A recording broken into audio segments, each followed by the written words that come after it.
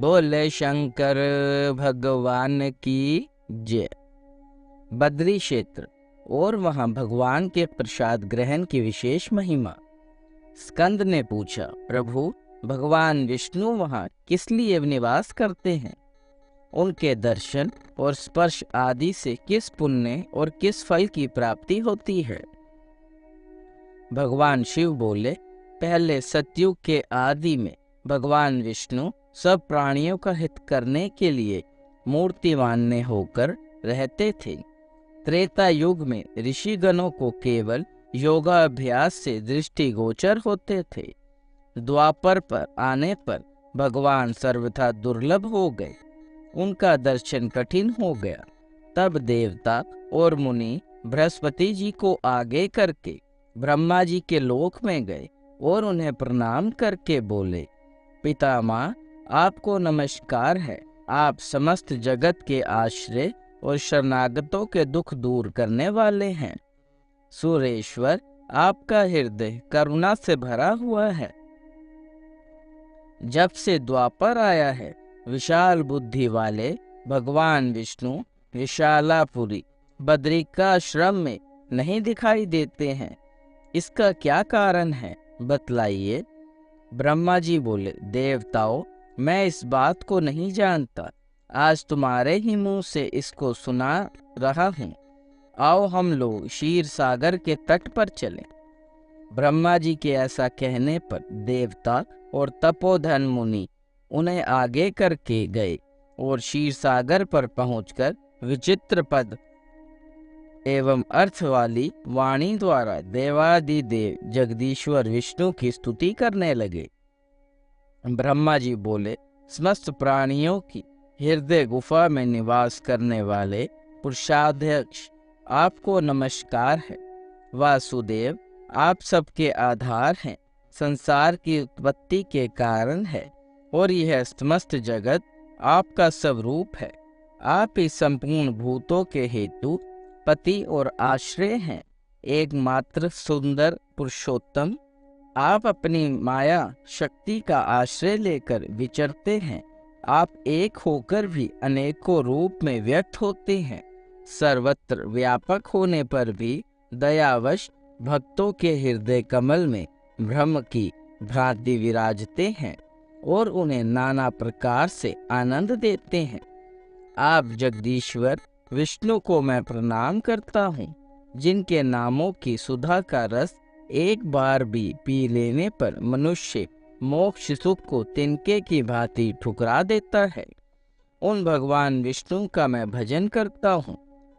इस प्रकार स्तुति करने पर भगवान विष्णु क्षीर सागर से ऊपर उठे।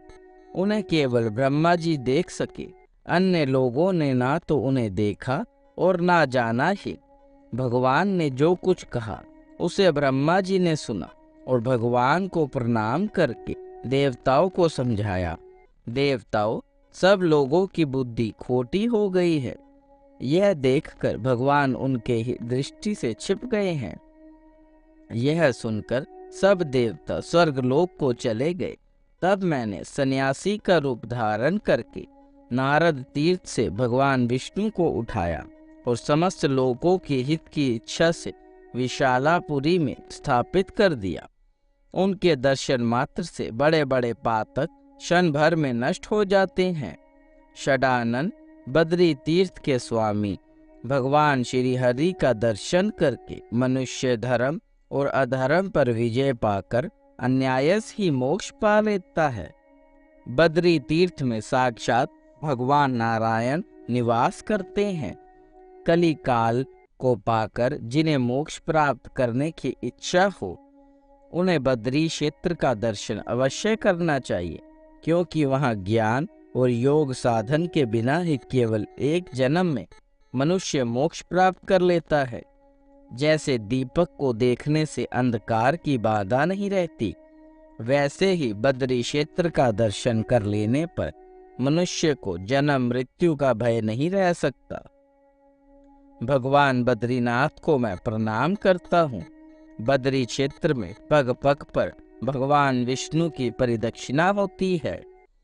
षडानन, बद्री क्षेत्र में भगवान विष्णु के प्रसाद का एक दाना भी मिल जाए तो भोजन करने पर समस्त पापों को उसकी शुद्धि प्राप्त होती है। जैसे भूसी की आग सोने को तपाकर शुद्ध करती है, भगवान विष्णु नारद आदि ऋषियों के साथ जिस अन्न को ग्रहण करते हैं वह प्रसाद अंतकरण की शुद्धि के लिए सबको बिना विचारे भोजन करना चाहिए। भगवान का प्रसाद ग्रहण करने के लिए देवता भी बद्री क्षेत्र में आते हैं और भगवान के भोजन कर लेने के बाद प्रसाद लेकर अपने लोक को लौट जाते हैं। इसी प्रकार प्रहलाद आदि भक्त वह प्रसाद लेकर भगवान के धाम में जाते हैं। बचपन, जवानी और बुढ़ापे में जानबूझकर भी जो पाप किया गया है वह बद्री क्षेत्र में जाकर भगवान विष्णु का प्रसाद भक्षण करने पर नष्ट हो जाता है। जिस पाप के लिए प्राणों का अंत कर देना ही प्रायश्चित बतलाया गया है वह भी बद्री क्षेत्र में भगवान विष्णु का प्रसाद खाने से निर्वित हो जाता है। बद्री क्षेत्र में भगवान विष्णु का प्रसाद भक्षण करने से मनुष्य भगवान की सालोक्य मुक्ति को पाता है। जिसके हृदय में भगवान विष्णु का रूप, मुख में भगवान का नाम, पेट में श्री हरि का प्रसाद और मस्तक पर निर्माल्य सहित भगवान का चरणामृत है वह विष्णु स्वरूप ही है। ब्रह्म हत्या, मदिरापान, चोरी और गुरु पत्नी गमन ये महापाप बद्री क्षेत्र में भगवान विष्णु का प्रसाद ग्रहण करने से नष्ट हो जाते हैं। पृथ्वी में जो तीर्थ, व्रत और नियम हैं उनसे भी शीघ्र बद्री क्षेत्र में भगवान का चरणामृत पवित्र होने लगता है। यदि बद्री क्षेत्र में मनुष्य को एक बूंद भी भगवान का चरणामृत मिल जाए तो उसको क्या दुर्लभ है। प्रायश्चित तभी तक गर्जना करते हैं जब तक बद्री क्षेत्र में भगवान का चरणामृत नहीं मिल जाता। जिन मनुष्यों को अनायास ही मोक्ष के मार्ग पर जाने की इच्छा हो उन्हें प्रयत्न पूर्वक बद्री क्षेत्र में भगवान विष्णु के प्रसाद का भक्षण करना चाहिए। जो मनुष्य बद्री क्षेत्र में दिए हुए दान को ग्रहण करते हैं वह पापी जन्म मरण रूप संसार के भागी होते हैं। उनको कभी यात्रा का फल नहीं मिलता। बद्री क्षेत्र में सन्यासियों को भोजन देने से अपराधी भी भगवान को प्रिय हो जाता है। विष्णु के समान कोई देवता नहीं, विशाला के समान कोई पुरी नहीं, सन्यासी के समान कोई सेवा का पात्र नहीं और ऋषि तीर्थ बद्री क्षेत्र के समान कोई तीर्थ नहीं है। सन्यासियों को यहाँ विशेष फल की प्राप्ति बताई गई है। 10 बार वेदांत श्रवण से जो पुण्य कहा गया है वह बद्री तीर्थ के दर्शन मात्र से सन्यासियों को प्राप्त हो जाता है। ज्ञानी, अज्ञानी, सन्यासी अथवा व्रत पारायण सभी पुरुषों को अभीष्ट फल की प्राप्ति के लिए बद्री क्षेत्र का अवश्य दर्शन करना चाहिए। बोल शंकर भगवान की जय। देव देव महादेव करुणा निधान भक्त वत्सल्य शिव शंकर भोलेनाथ प्रसन्न होइए त्रिलोकीनाथ। सदैव अपने चरणा बिंदुओं में लगाए रखे, सद्बुद्धि प्रदान करे। सृष्टि के कर्ता धर्ता संहार हरता, आपसे ही जीवन आपसे ही मरण महादेव। बच्चा पुलनहार तुसी बख्शनहार त्रिलोकीनाथ, कृपा दृष्टि बनाए रखे। हर हर महादेव।